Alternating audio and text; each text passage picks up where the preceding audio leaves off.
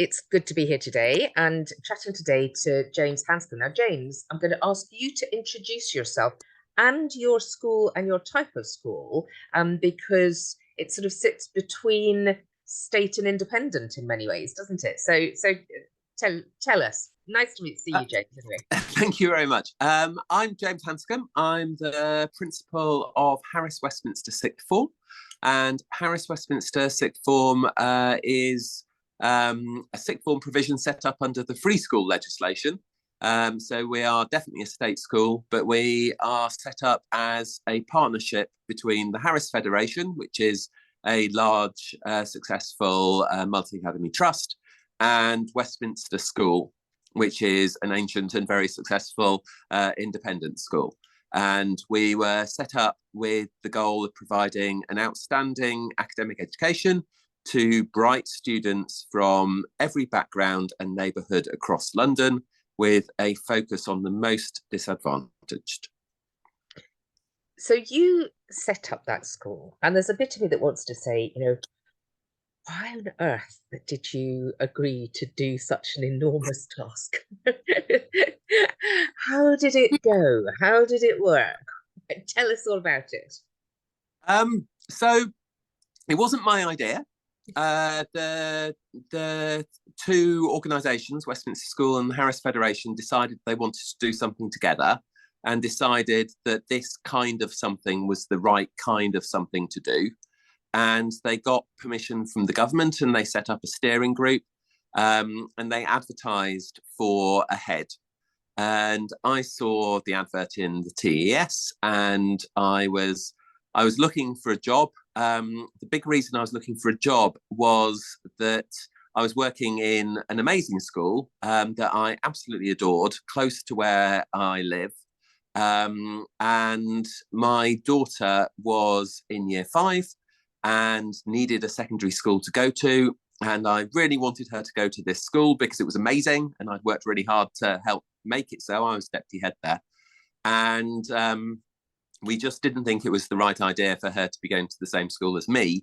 And so I needed to clear out so that she could step in. So that's why I was looking for jobs. And I saw this, and it was a school to try and sort out the issues of the most able disadvantaged. And that is something that has been a perennial headache for a long time. I remember back in 2003, I was the gifted and talented coordinator in an 11 to 16 school in inner London. And there was a huge amount of resource at that time being thrown at gifted and talented education, and just not shifting the dial. And I was quite excited about that. I was clever at school. I did well at school, but didn't always feel very well catered for. And I felt that, as somebody who had been to a comprehensive myself, had been to Oxford University and then Harvard, and had been in state school teaching for 15 years at that point. It's now a little bit over 20. That I had something to offer, that there actually weren't very many people like me that understood those steps and understood what was needed to do to shift that dial, to change that narrative. And the stats on disadvantaged students getting into Oxbridge, say, are ridiculous. So if you go to a Westminster school, your chances are about 1 in 2. If you go to another private school, they're 1 in 10. If you go to a state school, they're 1 in 1,000. And if you're from a pupil premium background, they're 1 in 10,000.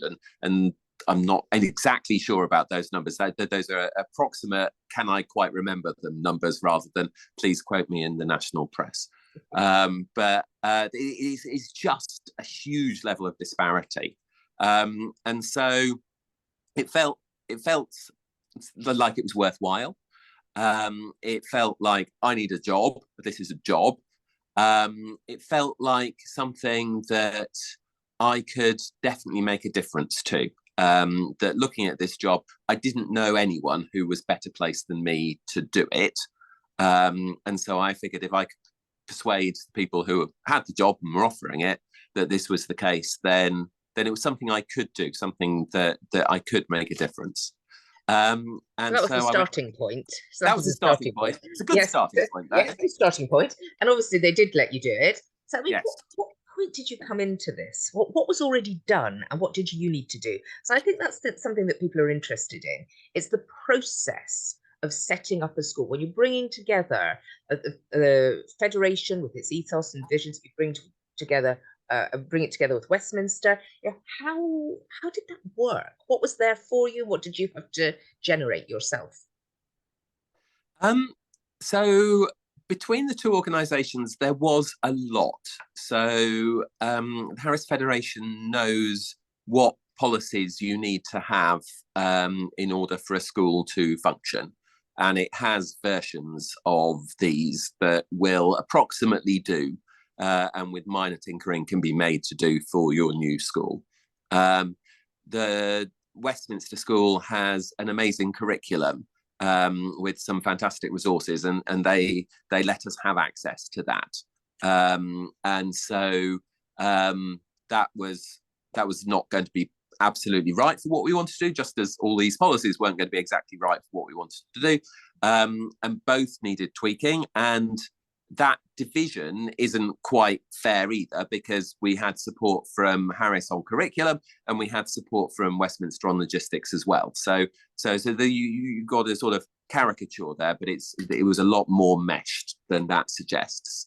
What there wasn't was really any detail of how the school would function, and most particularly how that difference was going to be made, how we were going to get students and shape them and persuade them and push them and drive them and get them to where they needed to be. And the big thing that I felt needed to happen to start, to kind of get a grip on this job of what I needed to do, was some kind of ethos. What is the school about? What drives it? What do we value? What do we want to do in the world? What kind of students do we want to be looking for, and what kind of students do we want to be shaping? And so I came up with 3 words that have stuck with us and have proved very useful. And they're ambition. So looking big, having a plan. So for us, ambition is not just a dream. It's a commitment to following through the plan to getting there. Perseverance and an acceptance here that nothing worthwhile is easy, that if you want to fulfill your potential, you have to work as hard as you possibly can, sort of by definition. And then legacy, and the idea that we want to make a long-term difference. We want to make a long-term difference in students' lives. We don't see our job as getting them their A-levels. We see our job as not just getting them into top universities, but preparing them to succeed there, and preparing them with the ambition and the skills to get a highly competitive career and get onto that ladder. And so it isn't seeing it as a 2-year thing. It's a 7-year process, and we're actually with them on the first 2 years and then send them out into the world. And also wanting to make a positive difference in the world. I want students to go out and want to do good. And my hope is that Harris Westminster will change the way that society is fashioned. We know that there are a very large number of people from a small selection of very successful private schools that monopolise the top rungs of government and the judiciary and the arts and banking and all these different things. And I'd like to see those filled with students from state schools. And if a lot of them are from Harris Westminster, that's great. But that's a good idea. Yeah. Can I take you back to that notion of the 7 years? Because I think that's really interesting. Because a secondary school head will often think they've got 7 years, and yes, of course, it's beyond those 7 years, but you've got 7 years from year 7 right the way through to the end of year 13. You're talking about 7 years coming in essentially in year 12 and going then beyond university and beyond. How do you structure that? How do you engage with your students beyond school? Or what is it that you're doing to think about that 7 years in practice? So we have to pack that 7 years worth of content into the 22 months that they're with us. Right. Okay. And actually we talk about the 22 months a great deal. And we say that you've got 22 months to achieve a huge number of things. You need to study your subjects more deeply and broadly than you ever have before. You need to get yourself a university place, and be ready to succeed at it. You need to make friends that are going to last a lifetime. You need to develop study habits that are going to get you through university and out into the world of work beyond. So there's a huge amount of stuff trying to fit into that time.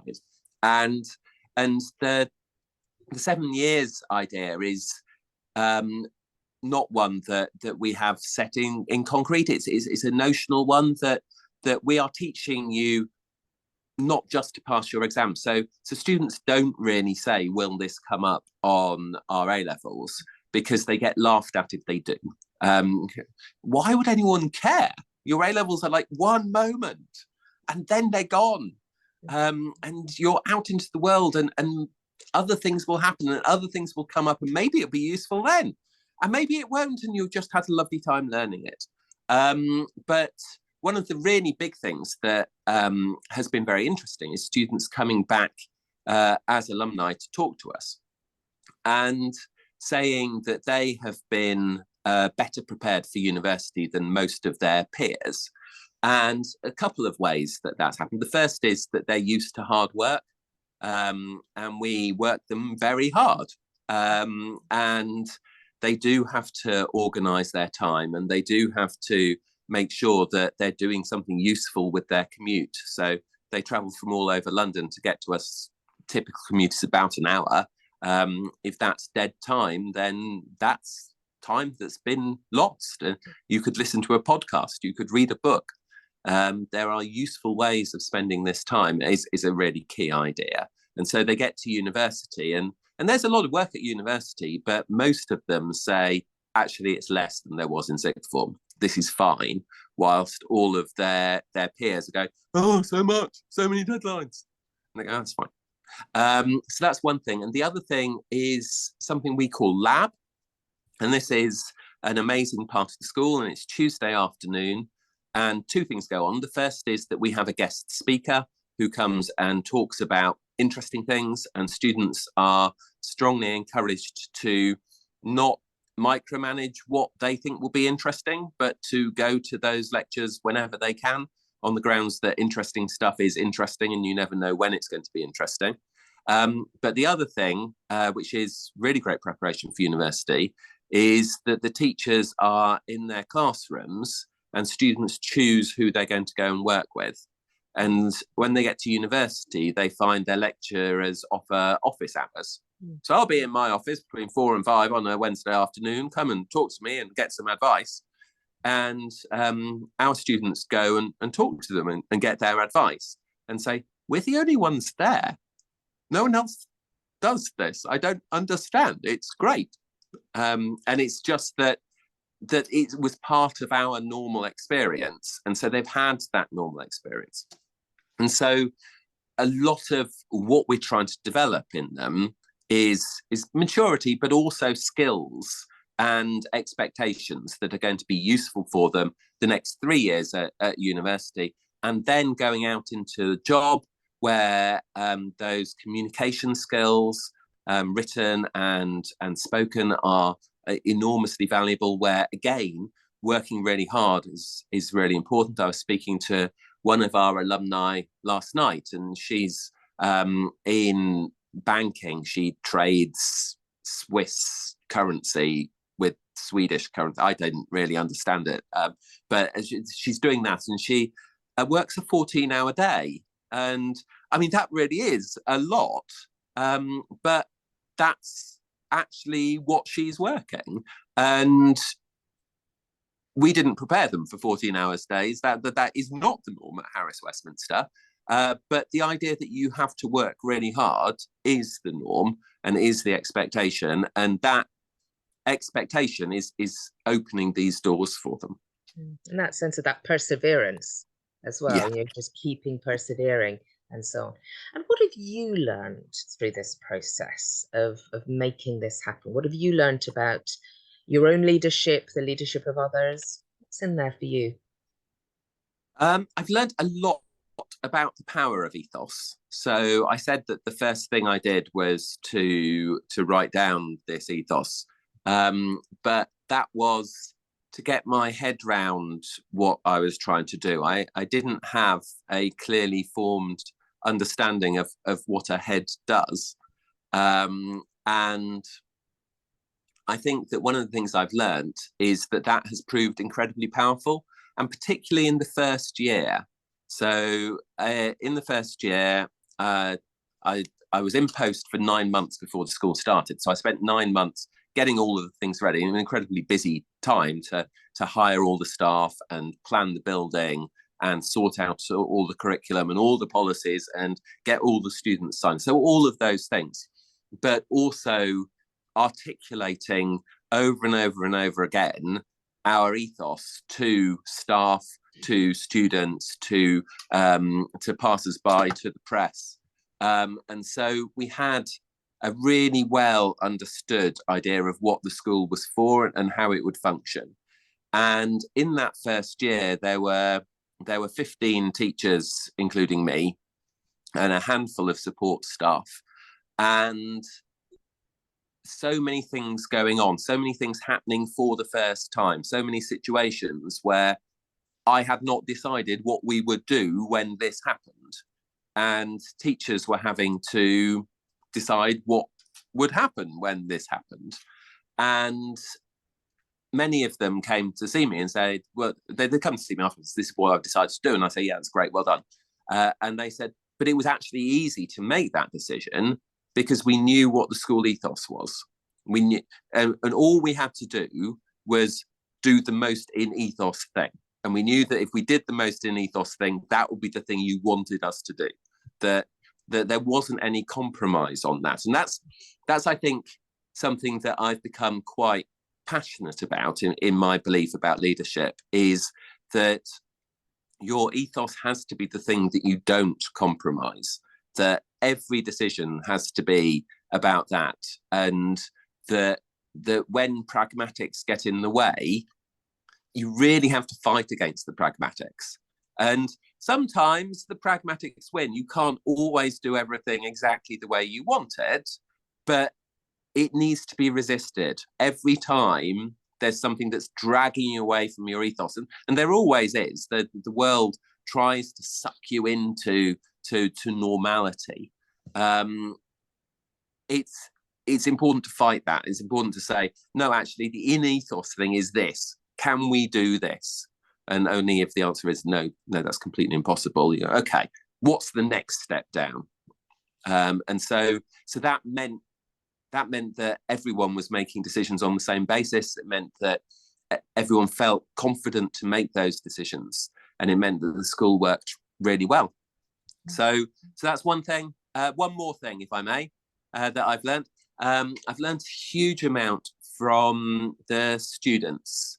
And I think one of the things I've learned is that I lived an incredibly sheltered life in a bit of a monoculture. And I grew up in Sheffield in the 1980s, and it wasn't anywhere near as vibrant and culturally exciting as London is in 2022. And the amount that I've learnt about the way that different groups of people do things, the way that different people think about things, is amazing. And I've learnt that in a melting pot, and we are a melting pot in getting people from all over London, even young people who live in London in 2022 find that Harris Westminster is more varied than the place that they live, because there's little pockets of people all the way around London. And for that to work, there needs to be space for discussion, for disagreement, for sharing. and there needs to be an understanding of what that means. And we have moved away, and we never really were in a very debatey place, but we've moved away from debate being the way that things are discussed to discourse. And the big difference is that in a debate, you're trying to win. You're trying to persuade the other person of your rightness, your view. In discourse, you're trying to understand the other person's view, to learn from the other person, and to test your own views, to understand what you think and why you think it, and how confident you are of that thinking. And that I think is incredibly powerful. That idea of discourse being, I'm mostly here to find out about my own argument rather than to persuade you of it. That resonates very strongly. That feels very powerful as well in terms of a way forward, not just for those students, but for many other institutions. So where to next for the school? I mean, where do you want to see it in 5-10 years' time? That's a really good question. I mean, there's a where to next for me and a where to next for the school. And the where to next for me has already started to begin, because I told you I was the principal of Harris Westminster Sixth Form. That's true, but it's not the whole story. I'm actually the executive principal of Harris Westminster Sixth Form and Harris Clapham Sixth Form. And so I'm speaking to you today from a school in Clapham, which is a new sixth form set up last year. And so right back at the beginning of that journey, doing something different. So it's going to be a different kind of sixth form, but also providing an amazing education to young people in London. So that's part of my next step. The important thing for Harris Westminster, I think, is that it learns to survive without me.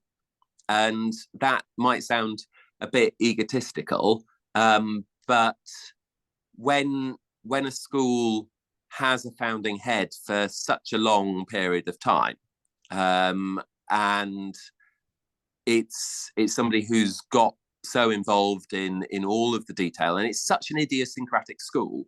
It isn't like anywhere else. That's what people say, and some people don't like the way it's not like anywhere else, and that's okay. And some people think it's great, and that's great too. But it isn't like anywhere else. I'm not sure anywhere is very like anywhere else, to be honest. But we're exceptionally idiosyncratic, and it needs to exist in a way that grows beyond the way I think about things. And we've got a head of school now, and she runs it on a day-to-day basis and does a fantastic job. And I'm in there about half the week. And this is a great staging post. I think it's been good for me emotionally that there hasn't been an abrupt cut-off. I don't know what that would do to me. And I think it's useful for the school that there's an opportunity to develop whilst I'm still around to ask questions of. And I don't know how long this interim process will last for. I haven't thought about that. So that is in place. But at some point, I'm going to leave entirely, either voluntarily or because I get hit by a bus or something, which I'm not keen on. But you can't rule it out as a possibility, particularly if you live in London. And so that, I think, is the big step, that Harris Westminster is an incredibly successful school that offers an outstanding education and continues to be idiosyncratic, continues to do things because of its ethos, because of the way it does things, but that the things that are there because they've amused me are adopted because they're great, maybe, abandoned because they're weird, maybe, adapted into a new way of being interesting by a new person, maybe, all of those things, but it needs to grow up. And there's a wonderful poem by Cecil Day Lewis called Walking Away, and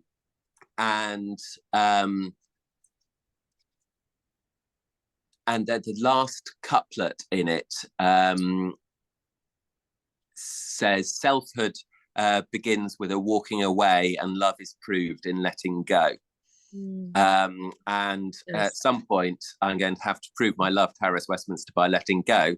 And at some point, it is going to have to show its selfhood as an institution by walking away from me. And that's the 5 to 7 year challenge at the moment. Lovely. And that feels like a lovely place to leave it, with some poetry as well. So thank you so much, James. I've really enjoyed our chat, and I look forward to hearing more about what does happen in the next 5 to 7 years. So thank you very much indeed. Well, thank you very much. I'm also watching agog to see what the future holds. Thank you.